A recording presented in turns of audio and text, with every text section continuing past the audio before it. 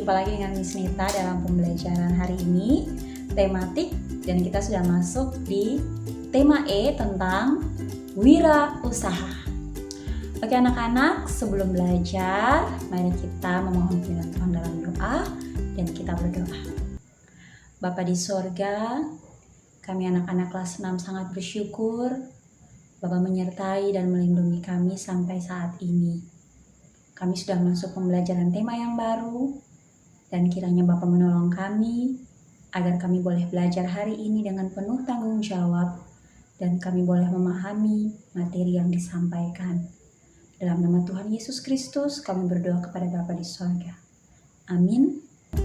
Oke anak-anak, jangan lupa siapkan buku cetak kalian dan jangan lupa siapkan juga semua perlengkapan yang dibutuhkan untuk pembelajaran kita pada hari ini.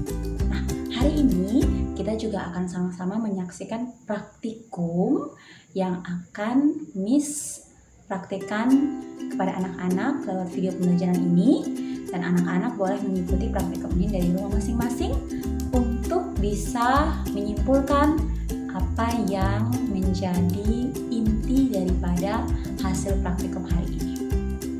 Nah, anak-anak, sesuai dengan tema pembelajaran kita, yaitu tentang wirausaha. Wirausaha adalah kegiatan usaha atau kegiatan bisnis yang dilakukan secara mandiri atau sendiri oleh pelaku usaha. Biasanya pelaku usaha tersebut yang menyediakan dan memikirkan semua sumber daya, semua produk yang diinginkan, cara memasarkan produk, dan segala hal yang berkaitan dengan kegiatan wirausaha dilakukan secara mandiri oleh pelaku usaha. Nah, anak-anak, pelaku usaha atau orang yang melakukan kegiatan wirausaha namanya adalah wirausahaan.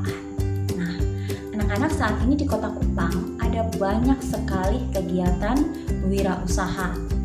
Misalnya pertokoan, salon, penjahit pakaian, dan lain sebagainya.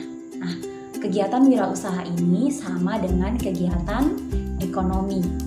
Nah, anak-anak, sebuah kegiatan wirausaha biasanya akan dipromosikan atau diperkenalkan kepada masyarakat lewat media yang disebut dengan reklame. Anak-anak masih ingat tentang reklame bukan? Misalnya kita lihat beberapa contoh di Kota Kupang berikut ini. Yang pertama ada brosur. Brosur untuk mempromosikan salah satu produk obat di Kota Kupang, yaitu dari wirausaha bernama HWI. Yang kedua ada billboard untuk mempromosikan produk rokok yang diletakkan di pertigaan jalan di Kota Kupang. Yang ketiga, ini juga billboard untuk mempromosikan salah satu produk rokok sekaligus toko yang menjualnya, yaitu Bagus Mart di Kelurahan Naikoten 1. Yang keempat, ini adalah spanduk terbuat dari bahan kain untuk mempromosikan salah satu salon dan bridal di Kota Kupang.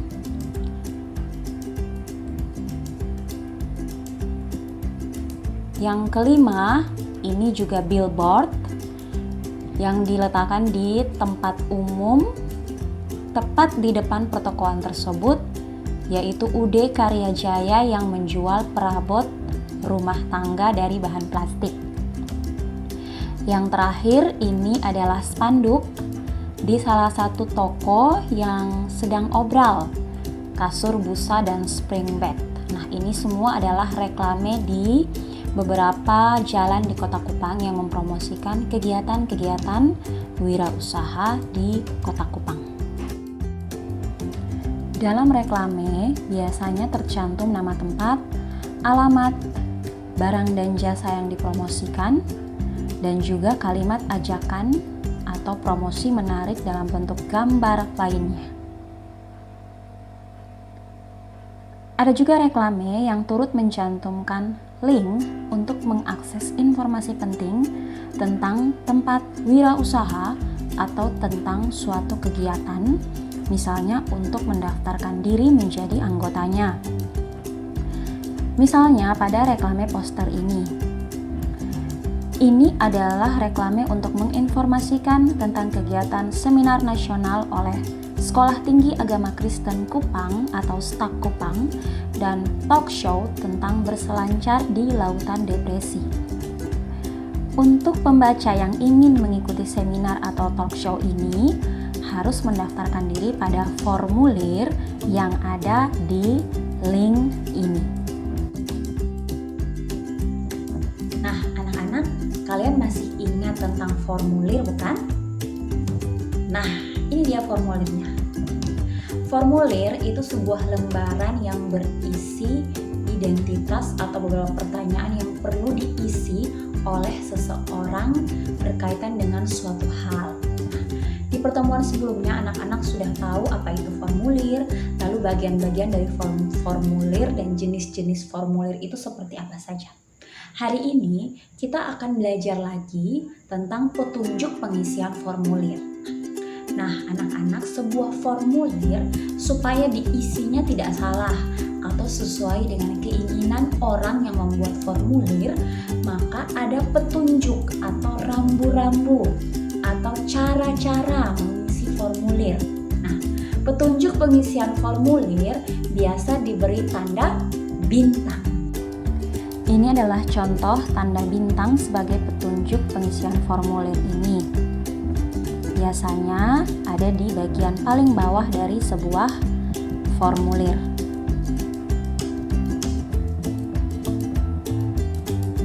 Dengan adanya tanda bintang ini, orang yang mengisi formulir akan terbantu sehingga tahu apa yang diinginkan oleh si pembuat formulir yang tercatat dalam petunjuk pengisian formulir ini.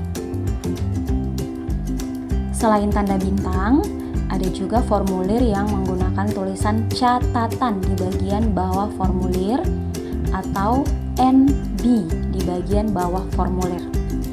Ini semua adalah petunjuk pengisian formulir. Anak-anak, sebuah formulir biasanya ditulis atau dicetak di atas sebuah kertas. Kertas adalah bahan yang sifatnya mudah terbakar, mudah sobek, ringan, bersifat isolator, dan juga bersifat non-magnetis. Berbicara tentang benda non-magnetis, benda non-magnetis merupakan benda yang tidak dapat ditarik oleh magnet. Kalau ada benda non-magnetis berarti ada benda magnetis. Kalau benda magnetis berarti semua benda yang dapat ditarik oleh magnet. Untuk membuktikan benda-benda apa saja yang bersifat magnetis dan benda apa saja yang bersifat non-magnetis, mari sama-sama kita ikuti percobaan berikut ini.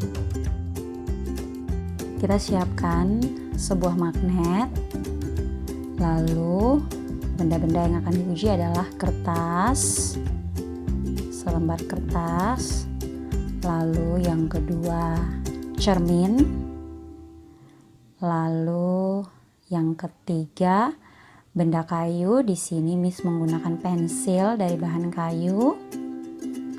Yang keempat plastik,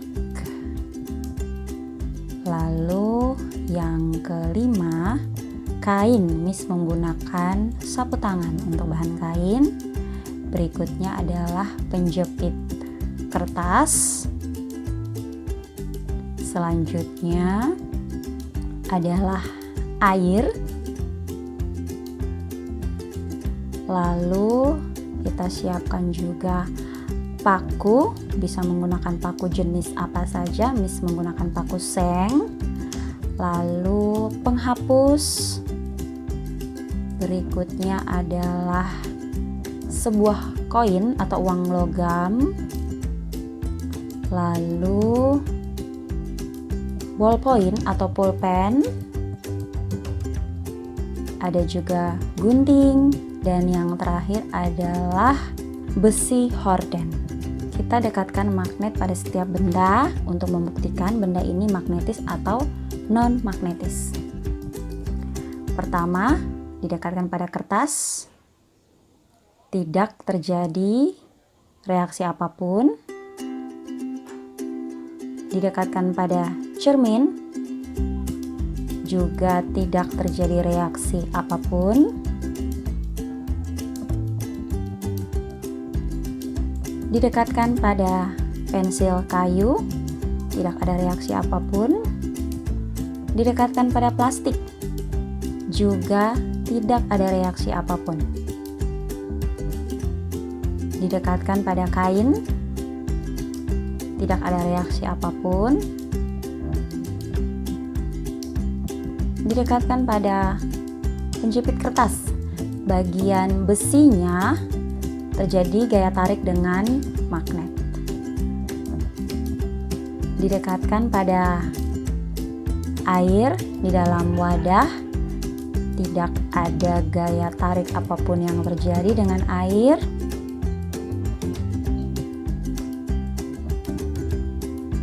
Didekatkan dengan paku, terjadi gaya tarik antara paku dengan magnet. Didekatkan dengan penghapus, tidak terjadi reaksi apapun. Didekatkan dengan uang logam, ya, terjadi gaya tarik antara uang logam dengan magnet. Didekatkan dengan ballpoint, tidak terjadi reaksi apapun. Didekatkan dengan gunting, bagian besinya terjadi reaksi, namun pada bagian gagangnya tidak terjadi reaksi apapun. Dengan magnet hanya bagian besinya saja. Lalu didekatkan dengan besi horden, terjadi gaya tarik magnet. Demikianlah praktikum kita pada hari ini untuk membuktikan benda magnetis dan benda non-magnetis. Oke anak-anak, demikianlah pembelajaran kita pada hari ini. Bagaimana? Menarik bukan? Jangan lupa untuk mengerjakan tugas yang diberikan dalam video pembelajaran ini. Dan menutup pembelajaran kita hari ini, mari sama-sama kita mengucap syukur kepada Tuhan dalam doa. Kita berdoa. Bapa Surgawi, terima kasih banyak buat kesempatan belajar yang Bapak berikan buat kami semua anak-anak kelas 6. Berkatilah semua yang sudah kami pelajari, biarlah kami makin bersemangat dan makin giat untuk menjalankan tanggung jawab kami sebagai menti, baik di sekolah maupun dari rumah masing-masing. Ampuni dosa dan salah kami dalam pembelajaran kami hari ini. Dan nama Tuhan Yesus Kristus kami berdoa dan kami bersyukur kepada Bapa di surga. Amin. Oke anak-anak, sampai jumpa lagi dalam pembelajaran berikutnya. Tetap semangat belajar dari rumah, tetap semangat belajar dari sekolah. Salam sehat dan Tuhan Yesus memberkati.